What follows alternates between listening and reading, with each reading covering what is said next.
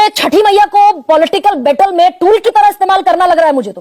भाई छठी मैया का अपमान कैसे हो गया, आप मुझे बता दीजिए, समझा दीजिए दर्शकों को। गरिमा जी, आपका अपना दृष्टिकोण हो सकता है, लेकिन राहुल गांधी ने छठी मैया का अपमान किया, जिससे बिहार की 14 करोड़ आबादी और पूर्वांचल की आबादी, दिल्ली की आबादी ने बड़े गंभीरता से महसूस किया और अपने आप को ठगा हुआ, अपमानित महसूस कर रही है।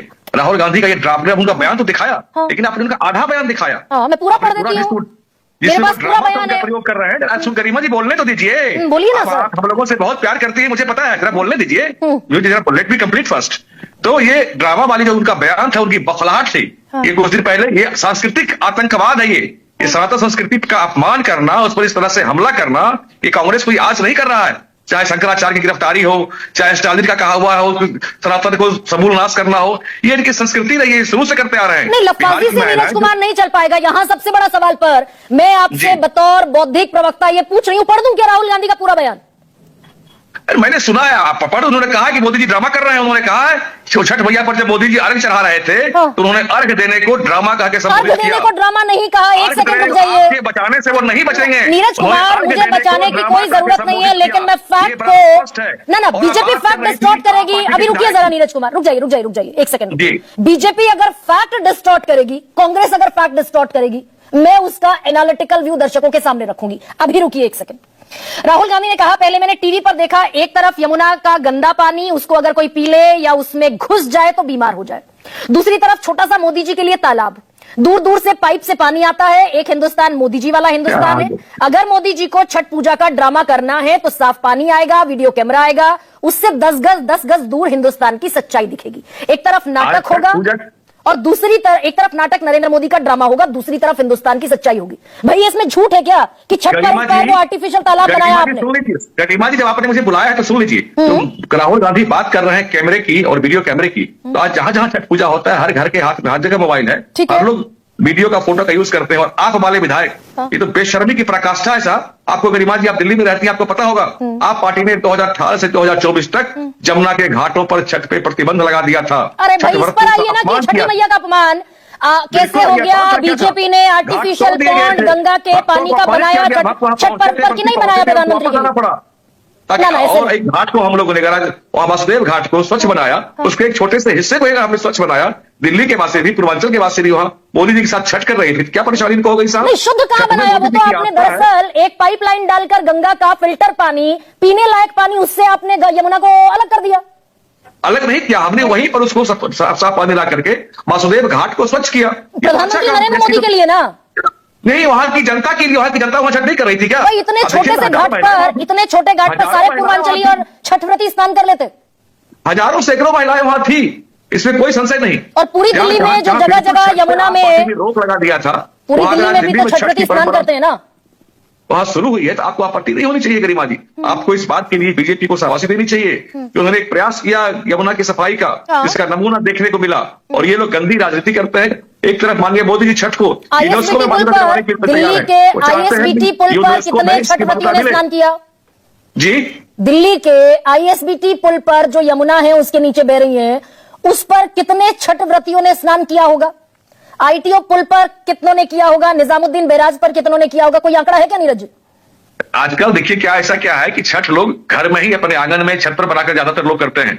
ये परंपरा बिहार में भी है, बिहार में भी लोग करते हैं।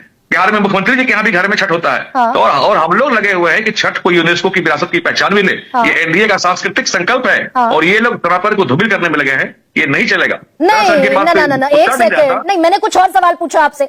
भाई जहां ये मानव मल मूत्र जो है, जानवरों का पेशाब और मल, इंसानों का पेशाब और मल 21,000 है फीकल कॉलिफॉर्म में, यहाँ कितने छठव्रतियों ने स्नान किया यमुना में? किसने लगाया था उधर? 2 साल से 2 टर्म से वहां आपकी सरकार थी। अभी आपकी सरकार को वहां से गए हुए 9-9.5 महीना हुआ है। निश्चित रूप से दिल्ली के वासी, जो दिल्ली में पूर्वांचल वासी रहते हैं, चाहे वो दिल्ली के मूल निवासी हैं, अच्छा, अगली बार वो बेहतरीन तरीके से वहां छठ कर पाएंगे। हमने यमुना की सफाई का काम बड़ा स्पष्ट तरीके से शुरू किया है। यमुना साफ होना शुरू हुआ है और आने वाले कुछ दिनों में यमुना बिल्कुल पूरी तरह स्वच्छ होगा, साफ होगा। अभी नहीं है ना, अभी नहीं है ना, ये आप ही के डीपीसीसी की रिपोर्ट बने हुए 9 महीना हुआ है, एक दिन में कैसे हो जाएगा? नहीं, अभी यमुना साफ है कि नहीं है? कुछ पार्ट को साफ किया, कुछ पार्ट को स्वच्छ किया। और वहां भी जहां स्वच्छ किया, वहां भी दिल्ली के व्यक्तियों ने और दिल्ली में रहने वाले पूर्वांचल के व्यक्तियों ने प्रधानमंत्री जी के साथ वहां छठ किया। तो फिर ये गंगा की स्पेशल पाइपलाइन डालने की क्या जरूरत थी? जिन जगहों पर आपने यमुना साफ कर दी, उसी जगह पर प्रधानमंत्री डुबकी लगा लेते। तो वही डुबकी लगाए हैं माननीय प्रधानमंत्री जी। हाँ। अरे जो लोग छठ पे वहां रोक लगा दिए थे, क्या बात करेंगे? हाँ। अगर पानी ला के कहीं से शुद्ध करते हैं तो इसमें क्या बुराई है? कहीं से उसका शुद्धिकरण करते हैं तो क्या बुराई इसमें? यार देखने का दृष्टिकोण बदलना चाहिए। इस सकारात्मक काम को नकारात्मक नहीं बताना चाहिए। मतलब जहां प्रधानमंत्री स्नान करेंगे जिम्मेदार मीडिया वहां तो गंगा का फिल्टर पानी आ जाएगा। सवाल तो कांग्रेस वालों को पूछना चाहिए, नहीं भाई, सुनिए वालों को जनाब। पूछना चाहिए। मुझे आश्चर्य होता है कि सवाल आप पूछती हैं जो सकारात्मक चेंजेस देश में कहीं आ रहे हैं उससे आपको बताना चाहिए। और मुद्दा सिर्फ छठ का लेके तो हम चुनाव में जाने ये सकारात्मक बदलाव मानूं इसको नीरज कुमार, या फिर इसको मैं फर्जीवाड़ा मानती हूं? मैं तो इसको भाई, अगर आपने, मैं कहती हूँ आपने यमुना 2 मीटर के, अरे भाई सुनिए ना सर, फर्जीवाड़ा व्यक्तिगत रूप से मान सकती है, लेकिन आपके मानने से देश नहीं मानने जा रहा है। यह बात आप भी अपनी जानकारी दुरुस्त कर लें। ये आपका डीपीसीसी मान रहा है। आपके मान लेने से देश नहीं मानने जा रहा है गरिमा जी। भाई आपका डीपीसीसी मान रहा है, आपका दिल्ली पोल्यूशन कंट्रोल कमेटी मान रहा है। नीरज देश नहीं कुमार मानने जा रहा है। देश इस घटना से अपने आप को, बिहार की 14 करोड़ आबादी अपमानित महसूस कर रही है। अच्छा। तो कर रही है। मैं भी बिहार से बोल रहा हूं, भी पटना से बोल रहा हूं, और मैंने भी इस अपमान को अनुभव किया, महसूस किया है। अच्छा। और हर व्यक्ति आज महसूस इस बात को करता है। और हमारी सरकार आने के बाद, अरे गरिमा जी आप तो बताती है ना कि मोदी सरकार ने क्या काम किया। मैं आपका व्यक्तिगत देख रहा था। नहीं, मैं पहले ये बताऊं आपको- डीपीसीसी पर तो जवाब दे दीजिए नीरज कुमार। आप कह रहे हैं कि मेरे सोचने से देश नहीं सोचेगा। ये DPCC, Delhi pollution control committee, जो एनसीटी, नेशनल जी। कैपिटल टेरिटरी गवर्नमेंट के अंडर में ये डिपार्टमेंट काम करता है, ये कह जी। रहा है कि दिल्ली की तमाम जगहों पर फीकल कॉलिफॉर्म 15,000 से ऊपर है। कितने तारीख की रिपोर्ट मैडम आपके हाथ में है? अक्टूबर 2025। अक्टूबर 2025, यानी ठीक है। तो अभी सफाई करने का काम हम लोग कर रहे हैं। मैंने पहले कहा कि 9 महीना मेरी सरकार का बना हुआ है, सफाई करने का काम हम लोगों ने शुरू किया है और काफी परिवर्तन दिल्ली में मिलेंगे। लेकिन अभी बिहार चुनाव है, हम लोग बिहार पर केंद्रित रहे तो ज्यादा अच्छा है, वरना आपको दिल्ली पे बहस करना हो तो हम लोग ना वहां भी ना कर ना सकते ना हैं। ना सर, ऐसे नहीं चलेगा भाई। छठ व्रतियों की पूजा के लिए डुबकी लगाने आएंगे छठ व्रती, तो प्रवेश वर्मा हड़का रहे थे अफसर को कि कौन सा केमिकल जहर मिला रहे हो। आप भी वही केमिकल और जहर मिला रहे हैं। ये किसने कह दिया आपको? वहां डिपार्टमेंट, सरकारी डिपार्टमेंट है, सक्षम डिपार्टमेंट है, वह तय करता है घाट की सफाई कैसे होगी और घाट की सफाई में वह लगा है। दिखाइए जरा एक सेकेंड, डी फॉर्मर कंसंट्रेटर के ड्रम दिखाइए। अभी रुकिए नीरज, ना एक सेकेंड।